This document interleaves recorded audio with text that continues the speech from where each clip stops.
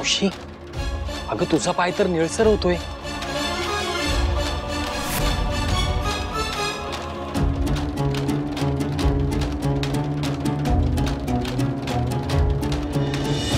मावशी, अगं मावशी, मावशी अगं काय होतंय? तू तू काही काळजी करू नकोस. गुरुदादा, अरे यावर काही उपाय आहे. ह्या वनात अनेक वनौषधी आहेत. हो, आणि माझा विश्वास आहे हा निसर्गच आपल्या सहाय्यास धावून येईल. मी येतो जाऊन. नाही दादा, मी जाते.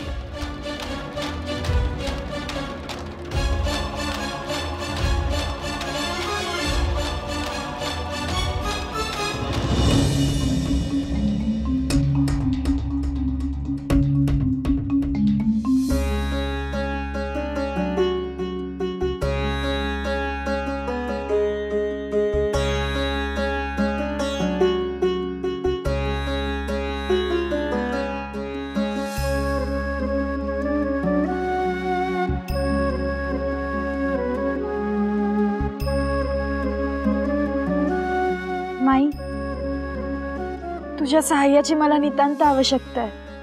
तुझी पानं हेच माझ्या कावेरी मावशीच्या वेदनेवरचा उपाय आहे.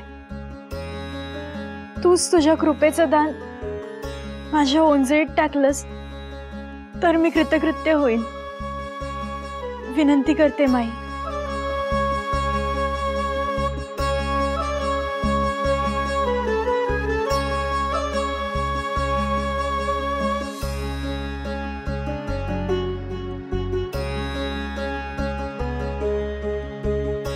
माई, तुझे हे उपकार तुझी ही लेक आजन्म स्मरणात ठेवेल.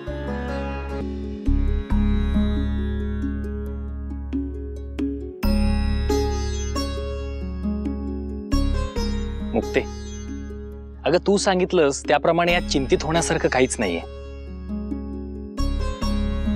दादाचं विचारधन, त्याच्या रचना इतक्या लांबवर पोहोचले आहेत, ही आनंदाचीच गोष्ट आहे ना. अरे पण दादा, तो शेवटी काय म्हणाला? तो ज्ञानदेव न म्हणता सोनदेव म्हणे असं म्हणाला. काय? हो. तुझ्या ऐकण्यात नक्की काही चूक झाली नाही ना मुक्ते? नाही मावशी, तो नक्की सोनदेव म्हणे असंच म्हणाला. अगं पण मुक्ते, ते चुकून निघालं असेल. चुकून? समधी रचना जशीच्या तशी म्हणली आणि नेमकं ज्यानं ती रचलीये त्याचं नाव चुकलं.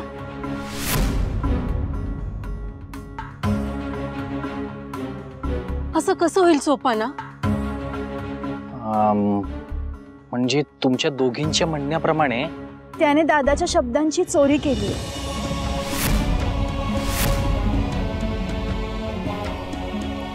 नाही, आपण हे सहन नका करायला. आपण आत्ता जाऊ आणि त्या माणसाला हुडकून काढू. मावशी, अगं मावशी, चला.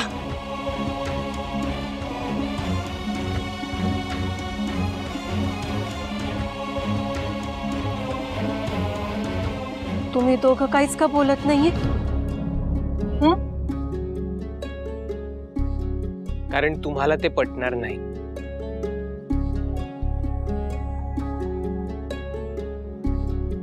म्हणजे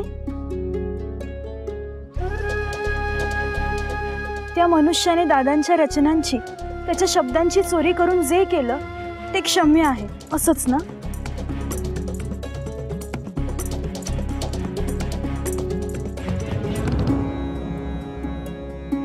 माझे शब्द, माझ्या रचना, मुळात ज्या शब्दांवर माझाच अधिकार नाही ते माझ्याकडून कसं कोण चोरेल? म्हणजे हे शब्दांचं धन माझं नाही, विठुरायाचं आहे.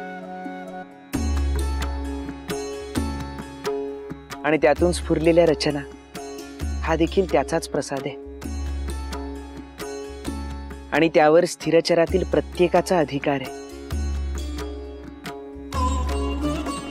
ज्ञानहार पण तो मावशी, तुझ्या वेदना कमी झाल्या असतील तर निघूया. महादेवाच्या रावळात जायला विलंब व्हायला नको.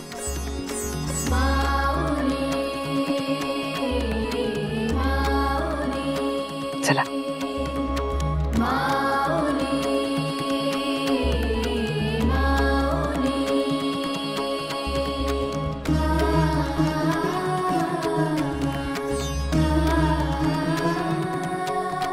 चला.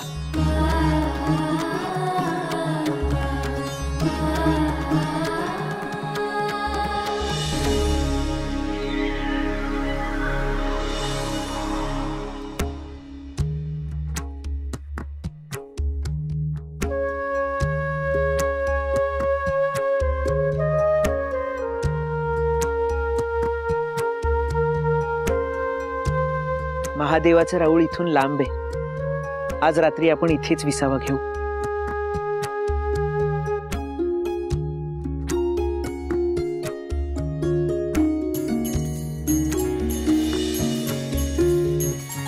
भावे वीण भक्ती भक्ती वीण मुक्ती, भावे वीण भक्ती भक्ती वीण मुक्ती,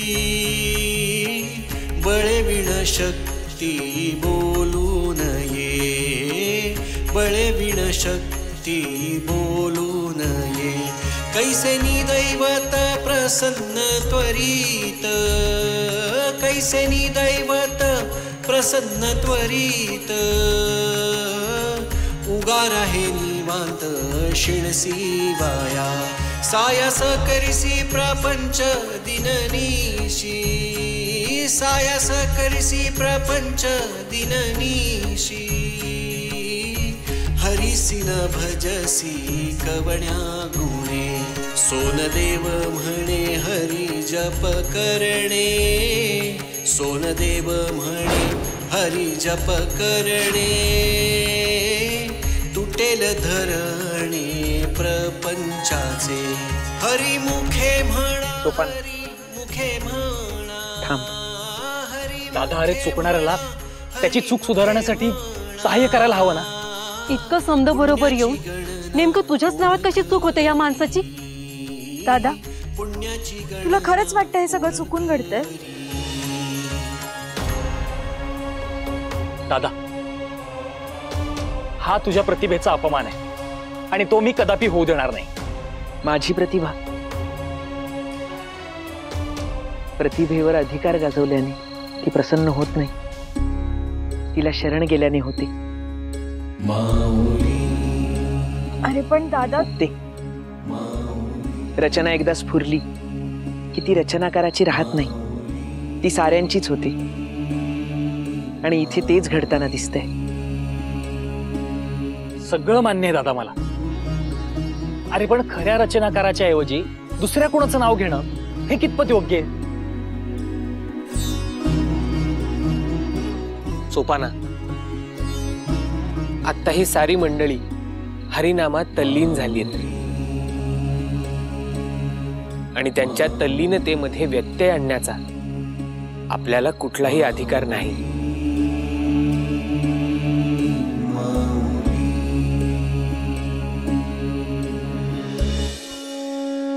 जय जय राम कृष्ण हरी, जय जय राम कृष्ण हरी, जय जय राम कृष्ण हरी, जय जय राम कृष्ण हरी, जय जय राम कृष्ण हरी, जय जय राम कृष्ण हरी, जय जय राम कृष्ण हरी, जय जय राम कृष्ण हरी, जय जय राम कृष्ण हरी,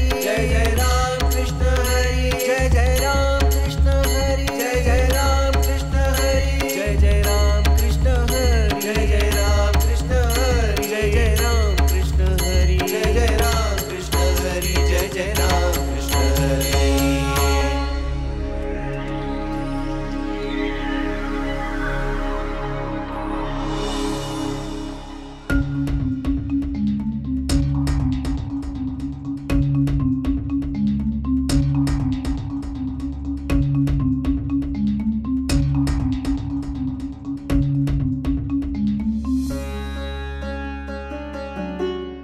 मुक्ते, अजूनही त्याच विवंचनेत आहेस.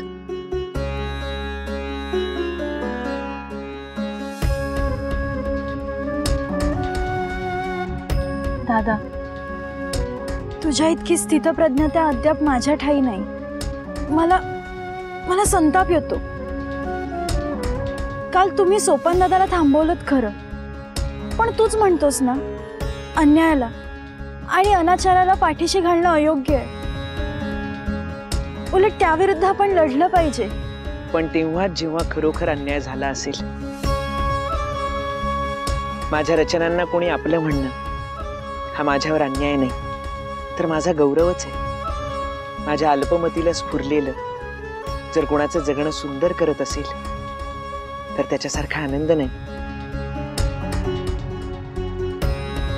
पण दादा, तर कसं समजावू तुला? मला काळजी वाटते. काळजी करू नकोस मुक्ती. या विश्वात अशी कितीतरी माणसं आहेत ज्यांच्यावर पराकोटीचा अन्याय झालाय, ज्यांच्या पाठीशी उभं राहायला हवं. आपण त्यांच्यासाठी झुंजायला हवं, माझ्यासाठी नाही. भगवंताचं देणं असलेल्या तारकांचा प्रकाश जर इतरांना मिळत असेल तर त्यात आपण आनंद मानायला हवा, नाही का?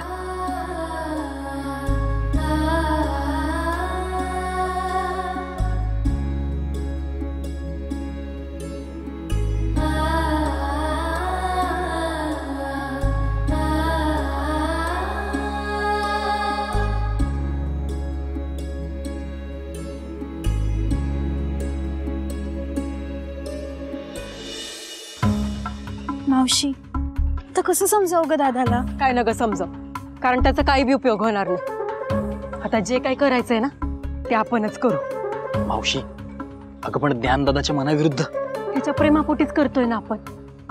गेल तो समजाव. हा चल दादा. बोला. काल रातच्याला तुम्ही जी रचना म्हणत होता ती कोणाची हो? साक्षात सोनदेवांची.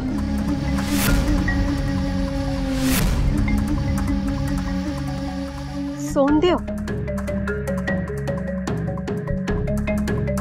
अन कोण आहेत हे? अहो असं काय करताय? सोनदेव ठाव नाही तुम्हासनी? नाही, खरंच नाही. अहो लय मोठे महापुरुष आहे ती. मूर्ती लहान पण कीर्ती महान आहे त्यांची. म्हणजे? अहो वयाने लहान आहे ती, पण इतक्या लहान वयात लय सुंदर रचना केल्यात त्यांनी. त्यांची रसाळवाणी ऐकून मन भरून येतंय बघा. आणि त्यांच्या दिव्यत्वाची महती काय सांगू. अहो रेड्यामुखी वेद वदवलेत त्यांनी.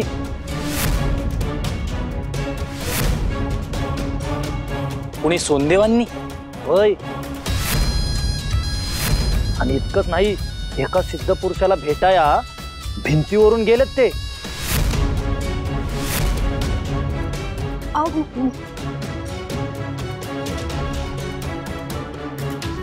बसला ना धक्का?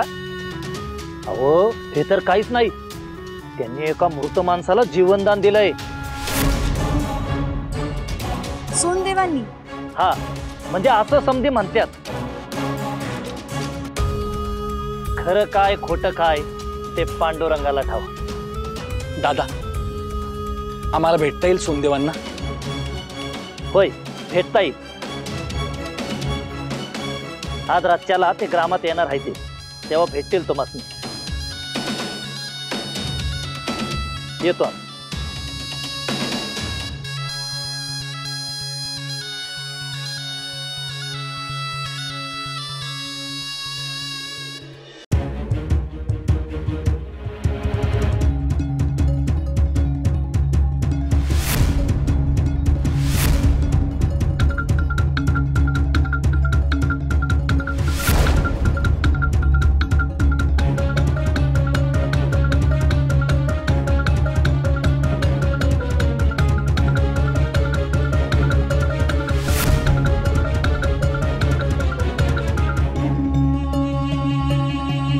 दादा,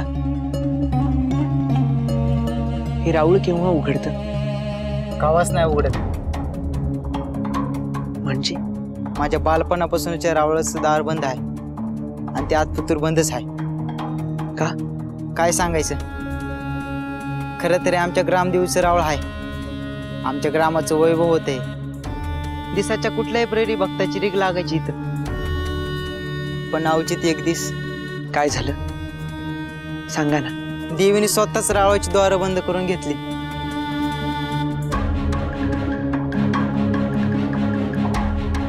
काय? वय दुसऱ्या दिवशी गावकरी आले. त्यांनी द्वार उघडायचा लय प्रयत्न केला पण नाही. पण का? समधे म्हणतात देवीचा कोप झाला. का झाला, कोणामुळे झाला, हे लय मोठं कोड आहे. येतो मी.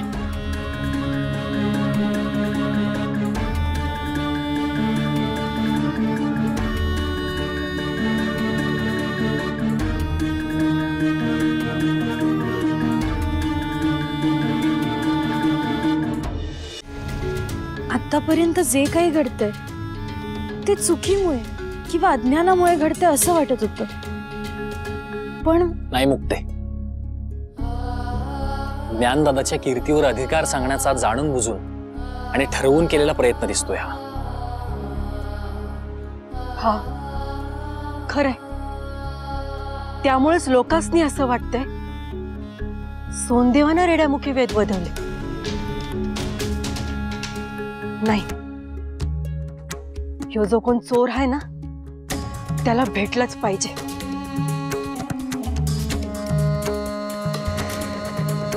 काय झालं?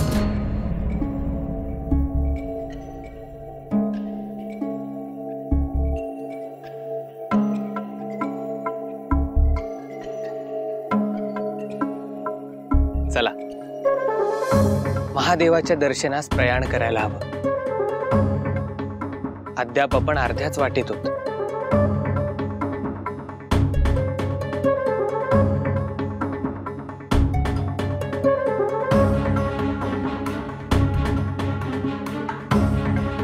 ज्ञाना, निघूया.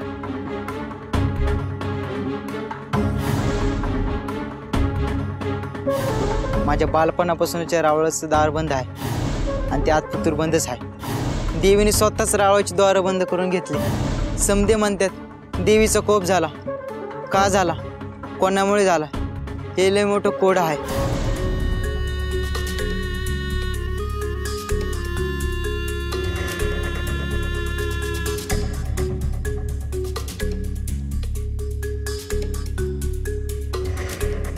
दादा, आज रात्री ग्रामात कीर्तन आहे, ते ऐकून मग निघूया.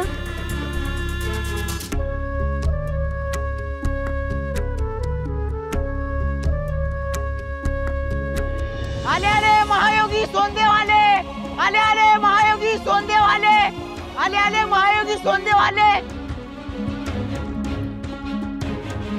महायोगी सोनदेव आले.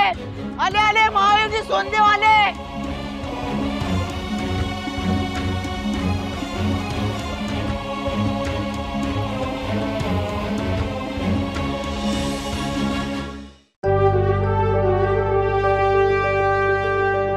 Thank you.